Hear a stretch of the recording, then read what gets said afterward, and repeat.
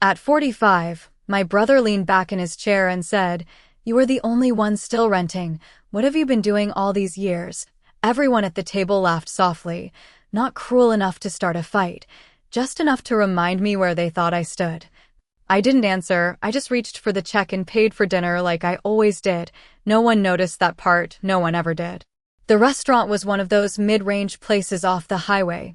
Nothing fancy, dim lights, laminated menus, the kind of place families pick because it is easy, predictable, affordable. My sister was talking about refinancing her mortgage.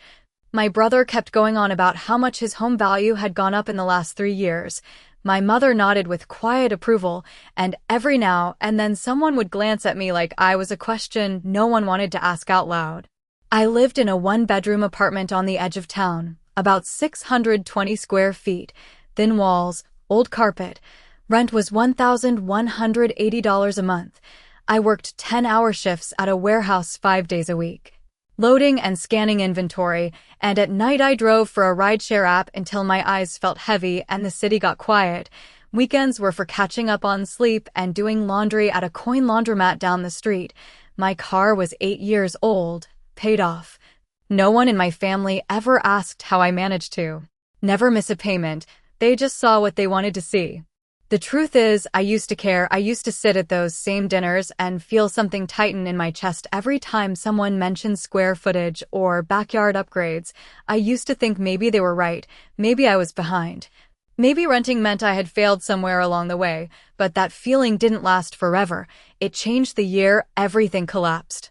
I lost a house once, not a big one, just a modest place with a small porch and a cracked driveway.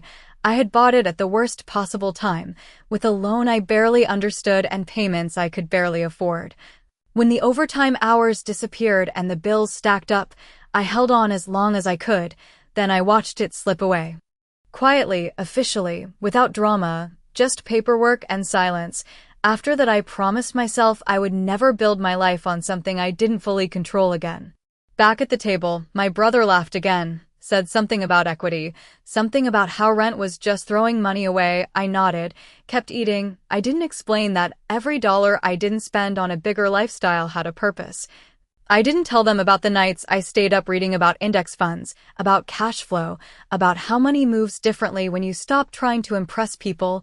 I didn't mention the separate account I had built slowly over the years, the one that grew every month while everyone else upgraded kitchens and financed furniture.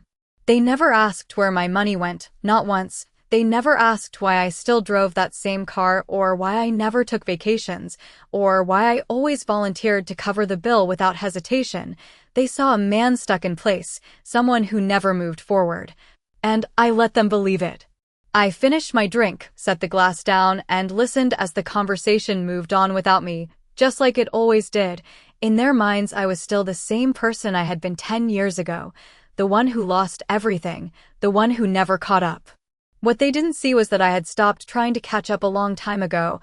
I had started building something else entirely, something quieter, something slower, something they wouldn't understand even if I tried to explain it. The next morning felt like every other morning, quiet, predictable, controlled. I woke up before sunrise, the apartment still dark, the hum of the refrigerator the only sound in the room. I sat at the small kitchen table with a cup of black coffee and my notebook open in front of me. Numbers filled the page, not complicated, just consistent. Income, expenses, savings, investments. I updated them every day, even when nothing changed. Especially when nothing changed. I left the apartment at 6:30, the air still cool, the parking lot half empty. My car started on the second turn like it always did. I drove the same route to the warehouse, past the same gas station, the same diner, the same billboard advertising luxury homes starting in the high 600s. I used to look at those signs and feel something. Now I just drove past them without thinking. Work was steady, repetitive, boxes, scanners, forklifts moving in careful patterns. I kept my head down, did my job, picked up extra shifts when they were available. Most people complained about the hours. I did not. Hours meant money. Money meant options. Options meant control. I learned that the hard way. During lunch break, while others scrolled through their phones or talked about weekend plans, I sat at the corner table and read articles about market trends, rental yields, interest rates, things no one around me cared about. I did not need them to care. I just needed to understand. By the time my shift ended, my body felt heavy, but my day was not over. I drove straight into the city, turned on the rideshare app, and waited for the first request. The car filled with strangers, brief conversations, quiet rides. People talking about their lives without realizing they were saying things I could learn from, where they worked, how they spent, what they worried about. Patterns started to form over time. Some nights were slow, some nights were busy, but every night ended the same way.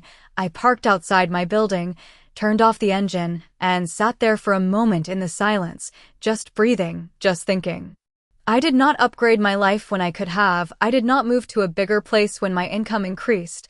I did not buy things just because I could afford them. Instead, I moved money quietly, automatically, every week, every month, into places that did not show up in conversations at family dinners.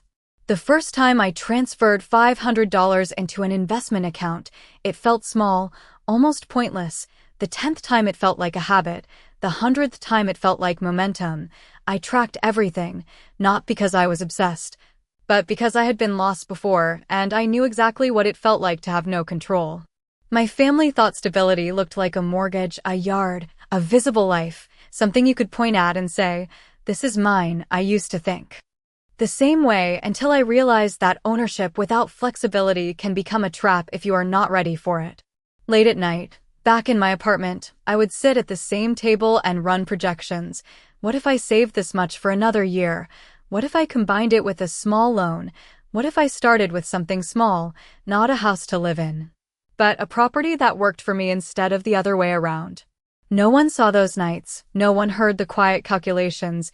No one knew how close I was getting to something that would change everything, because to them, nothing had changed at all. I remember the exact night when the numbers finally started to feel real. Not just something I wrote down to stay disciplined, but something that could actually change my direction. It was a Tuesday, nothing special. I had just finished a long shift at the warehouse and a shorter than usual night driving. I sat in my car in the parking lot with the engine off, my phone screen glowing in the dark. I opened my account and looked at the total. I had seen it before, but this time it felt different. It crossed a line I had been quietly working toward for years.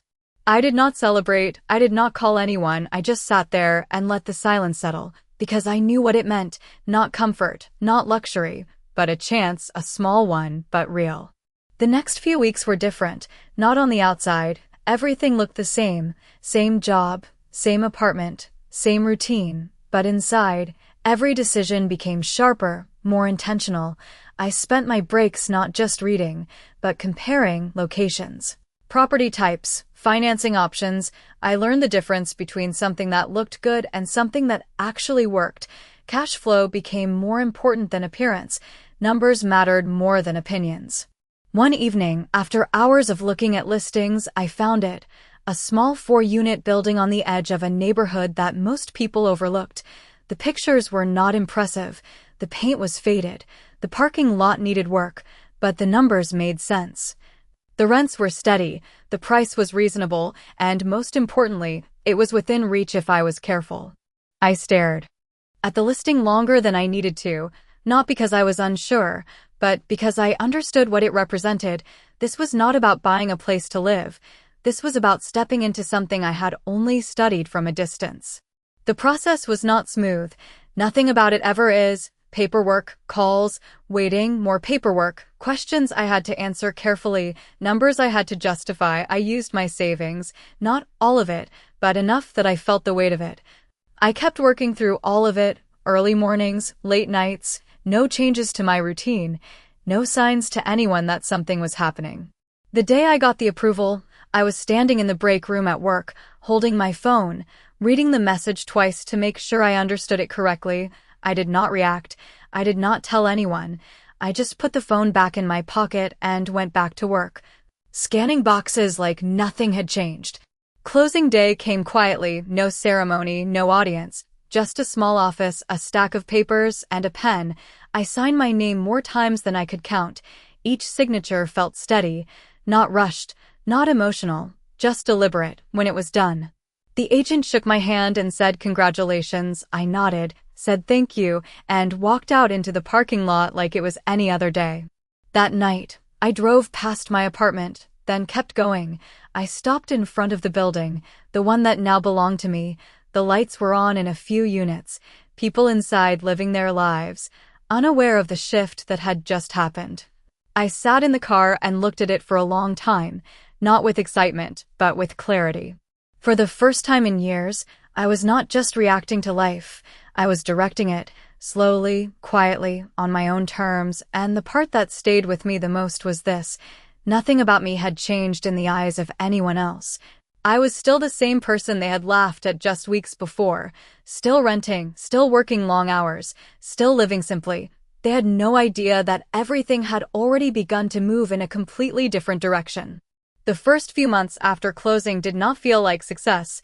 They felt like responsibility, heavier than I expected. Every morning started earlier, every night ended later. I was still working the same warehouse shifts, still driving the same routes in the evenings, but now there was something else waiting in between: phone calls, maintenance requests, small problems that never seemed urgent on their own but never stopped appearing. One of the tenants called me about a leaking faucet.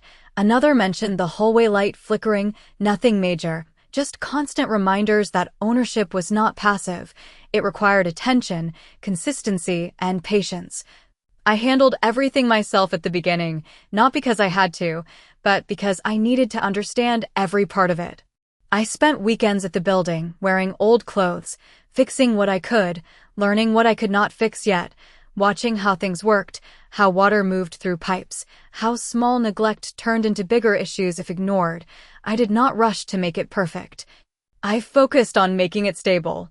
The numbers started to shift slowly.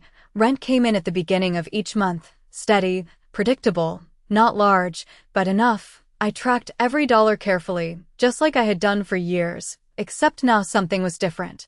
The money was no longer only leaving, it was also returning. I did not increase my lifestyle. I did not celebrate. I kept living in the same apartment, driving the same car, eating the same simple meals, because I understood something clearly now: this was not the time to look successful. This was the time to become stable. At work, nothing changed. I was still just another employee scanning boxes, loading pallets, following instructions. No one knew that my evenings sometimes involved reviewing lease agreements or calculating expenses. I did not mention it. There was no need. I had learned that talking too early about something fragile can weaken it. At family dinners, the conversations stayed the same: upgrades, renovations, interest rates, complaints about rising costs. My brother talked about replacing his roof. My sister mentioned how tight things felt after refinancing. My mother listened quietly, then glanced at me like she always did, as if waiting for me to say something that would explain my choices. I said nothing. I asked about their lives, nodded when appropriate, paid for dinner when the check came. Just like before, the difference was invisible, but it was there. Some nights, after finishing my driving shift, I would sit in the car outside my apartment and review my notes: income from the units, maintenance costs, small repairs, everything written down, everything measured, not because I was worried, but because I respected the process. I knew how quickly things could fall apart if ignored. There were moments when it felt slow, when progress seemed almost invisible, when I questioned whether all the effort was worth it, but those moments never lasted long, because I had already seen what the alternative looked like: uncertainty, dependence, reacting instead of deciding. One evening, I stood across the street from the building again, just observing. The same lights in the windows, the same quiet neighborhood, nothing dramatic, nothing that would impress anyone passing by, but to me it represented something very clear: control. Not total, not perfect, but real. And the most important part was this: no one in my life had adjusted their perception of me, not even slightly. I was still the one who rented, still the one who worked too much, still the one who had never caught up. They were still looking at the same version of me, while I had already moved far beyond it. The second year was where things started to separate, not in a way anyone could see, but in a way I could feel every single day. The building no longer felt like something fragile. It felt like something that responded. When I paid attention, it stayed stable.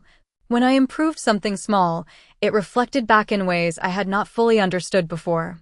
One of the tenants renewed their lease without hesitation. Another referred a friend who needed a place. The unit stayed occupied, not perfectly, not every day, but enough that the numbers began to form a pattern I could rely on. I still lived in the same apartment, still woke up before sunrise, still worked the same job, but my thinking had shifted. I no longer measured my time only by hours worked. I started to measure it by what each hour moved forward. Some hours brought immediate money, others built something slower, something that did not show up right away but grew quietly behind the scenes. Repairs became less reactive and more planned. I replaced old fixtures before they failed, improved lighting in common areas, kept everything simple but functional, nothing expensive, nothing unnecessary. Just steady upgrades that made the place easier to maintain and more comfortable to live in. I learned how to talk to people differently, not as someone asking for approval, but as someone responsible for a shared space. Conversations were direct, respectful, clear, expectations set early, problems handled without delay. It was not about control, it was about consistency. At the same time, I kept building outside of it. The same habit that started with small transfers continued. Every week, every month, money moved quietly into accounts that no one knew about. The difference now was that I could see how those pieces could connect. Savings, income, opportunity, they were no longer separate ideas. They were parts of the same structure. At family gatherings, nothing had changed on the surface. My brother talked about rising property taxes. My sister mentioned how repairs kept adding up. The conversation always circled back to how expensive everything had become. I listened, nodded, asked simple questions. I did not correct them. I did not compare situations. I did not explain what I was doing differently. One night, after dinner, my brother looked at me and said, "You are lucky you do not have to deal with any of this. No mortgage, no maintenance, just rent, and that is it."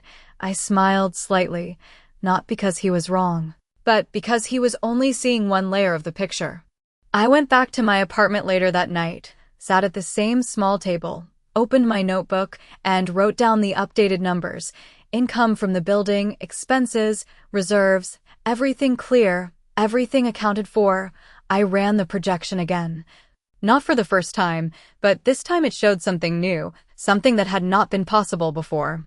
If things stayed consistent for another year, if I kept the same discipline, I would be in a position to do it again. Another property, another step, not bigger for the sake of appearance, but stronger in structure. I closed the notebook and sat there for a moment, the room quiet, the same walls, the same furniture. Nothing had changed in the way it looked, and yet everything had changed in the way it functioned. Outside, the parking lot was still half empty, the same as it had always been. My car still parked in the same spot. Nothing about my life would signal progress to anyone passing by, and that was exactly why it worked. Because I was no longer building something that needed to be seen, I was building something that needed to last. I did not rush into the second property, even though the numbers suggested I could. That was the difference now. I no longer chased opportunity. I evaluated it, slowly, carefully, without pressure. I had learned that timing mattered just as much as discipline. The months that followed were about strengthening what I already had, building reserves, reducing uncertainty, watching how the first building performed through different seasons, small repairs in winter, higher turnover in summer. Patterns that could not be learned from books alone. Every detail mattered, not in a dramatic way, but in a quiet, consistent way. A late rent payment here, a maintenance request there, nothing overwhelming, but enough to remind me that stability was something you maintained, not something you reached once and kept forever. I kept my routine unchanged. Early mornings, long shifts, late nights driving, the same simple meals, the same small apartment. Nothing about my external life reflected the shift that was happening internally, and that was intentional. One evening, while reviewing listings again, I noticed something different in how I looked at them. Before, I searched for possibilities. Now I filtered for precision, location, condition, cash flow potential. I was no longer hoping something would work. I was deciding whether it deserved my time. The second opportunity came quietly, not as a perfect deal, but as a workable one, a smaller property, less visible, less appealing to most buyers, which made it accessible. The numbers were not extraordinary, but they were stable, and stability had become my priority. I ran the projections multiple times, adjusted for risk, considered worst-case scenarios, vacancy, repairs, unexpected costs. I had learned to respect what could go wrong just as much as what could go right. The decision was not emotional, it was structured. If this, then that. If income drops, reserves cover. If repairs increase, timeline adjusts. Every angle considered, every assumption tested. When I moved forward, it felt different from the first time, less uncertain, more grounded, not easier, but clearer. The process repeated itself, paperwork, calls, waiting, verification, the same steps, but this time I understood them. I knew where delays might happen, where questions would come. I responded without hesitation, not because I had all the answers, but because I had prepared for them. At work, nothing changed. I was still scanning, lifting, moving through the same routine. Conversations around me stayed the same, weekend plans, complaints about bills, small talk that filled the hours. I participated when needed, stayed quiet when not. My life outside of that building remained invisible to everyone there. At family dinners, the pattern continued, discussions about financial pressure, rising costs, repairs that seemed endless. My brother once said he felt like he was working just to maintain what he already had. My sister nodded in agreement. My mother looked concerned, then looked at me, as if expecting a different answer from someone who had chosen a different path. I gave none. I asked how they were handling it, listened, nodded, stayed consistent in my silence. That night, back in my apartment, I updated my notebook again. 2 properties now, 2 sources of income, 2 sets of responsibilities. The numbers were still modest, nothing that would impress anyone, but they were aligned, growing, reinforcing each other. I leaned back in my chair and looked around the same small room, the same worn furniture, the same quiet space, and realized something simple: progress does not always change how your life looks. Sometimes it only changes how your life functions, and that difference, though invisible to others, was everything. The third year did not arrive with any announcement. It came quietly, the same way everything else had, one morning blending into the next, the same routine, the same drive, the same apartment, but something inside me had shifted again, not dramatically, but enough to change how I saw time itself. I was no longer thinking in months. I was thinking in cycles, rent cycles, maintenance cycles, savings cycles, everything connected, everything feeding into the next step without needing constant attention.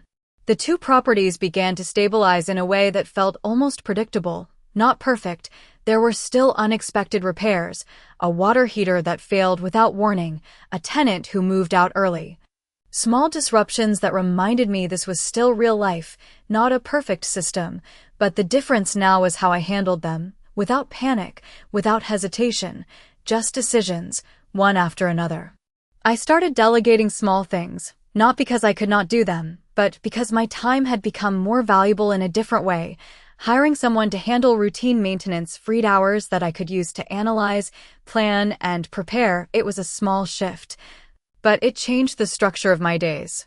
Even my nights driving began to change. I reduced the hours slightly, not all at once, just enough to create space. I still worked, still kept the discipline, but I no longer depended on every extra hour the same way I once did. One evening, while reviewing my numbers, I noticed something I had not seen before, not because it was new, but because it had finally become consistent. The income from the properties was covering more than just their own expenses. It was contributing to my overall stability in a way that no job alone ever had. I sat there for a long time, not celebrating, just observing, because I understood what this meant: not freedom, not yet, but direction, a clear one. At family gatherings, the conversations had started to change slightly, not about me, but about circumstances. My brother mentioned feeling stretched thin, juggling payments, unexpected repairs, rising costs that did not slow down. My sister talked about how one missed paycheck would create real pressure. They were not failing, but they were feeling something I recognized. The weight of commitments that required constant input just to stay in place. I listened carefully, not judging, not comparing, just noticing the difference between where they stood and where I was beginning to move. For the first time, my mother asked me a question she had never asked before. She looked at me and said, "How do you manage to stay so steady? No stress, no complaints, just the same routine every time we see you." I paused for a moment, not because I did not have an answer, but because I knew the answer would not mean much if I explained it directly. I said something simple: I keep things smaller than they need to be, and I build slowly. She nodded, not fully understanding, but accepting it.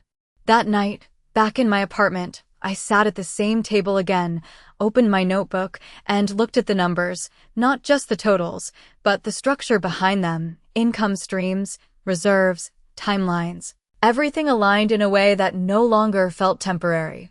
I realized then that the most important change was not the properties, not the income, not even the stability. It was the way I thought about progress itself. I was no longer trying to prove anything, not to my family, not to anyone else. I was simply continuing a process that had already proven itself to me. Outside, nothing had changed.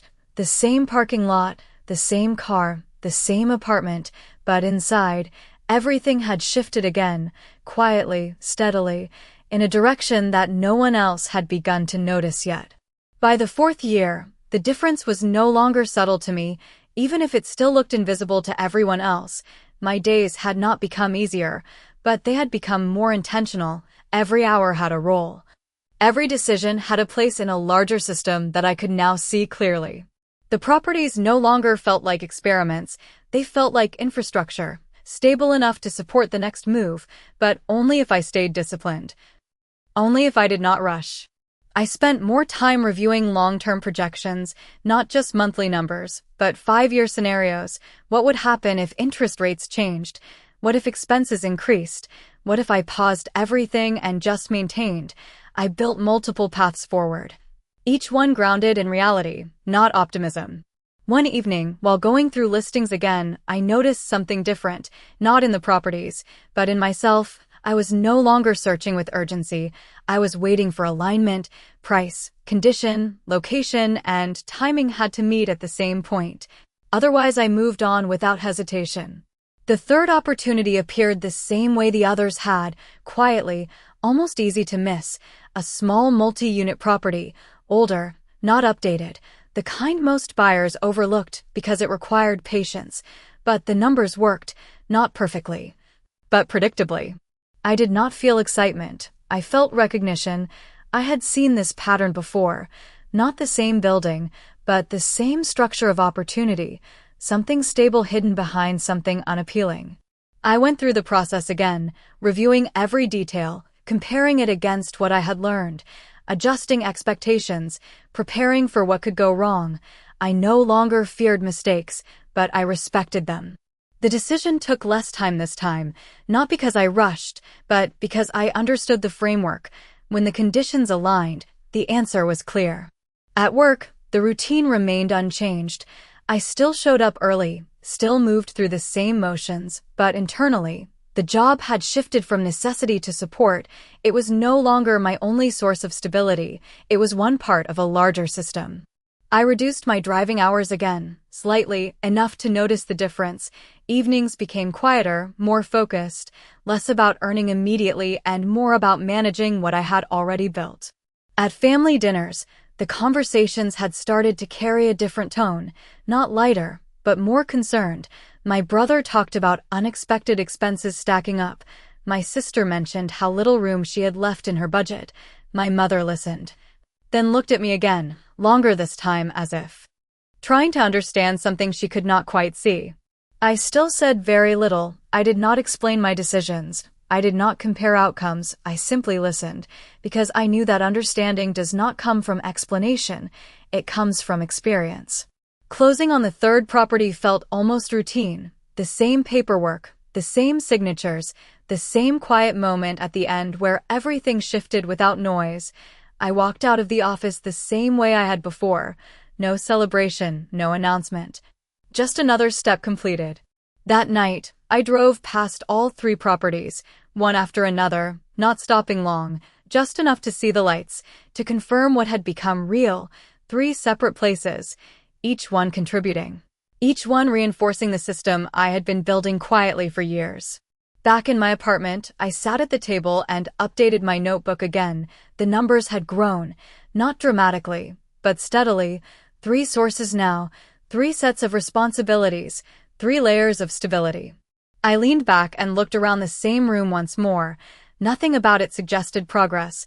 Nothing about it would change how anyone saw me, and that was still exactly the point, because everything that mattered was no longer visible on the surface. It was built underneath, structured, stable, and moving forward whether anyone noticed or not. It did not happen all at once. There was no single moment where everything changed and everyone suddenly understood. It was slower than that, quieter, the kind of shift that only becomes clear when you look back. The first time my family noticed something different was not because I told them, it was because something small did not match the version of me they had been holding onto. We were sitting at the same restaurant again, the same table, the same conversations moving in familiar circles, my brother talking about refinancing again, my sister mentioning another unexpected repair, the same tone, the same pressure. And then the check came.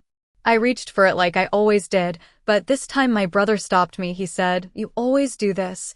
How do you even afford it? You work more than anyone I know, but you never seem stressed about money."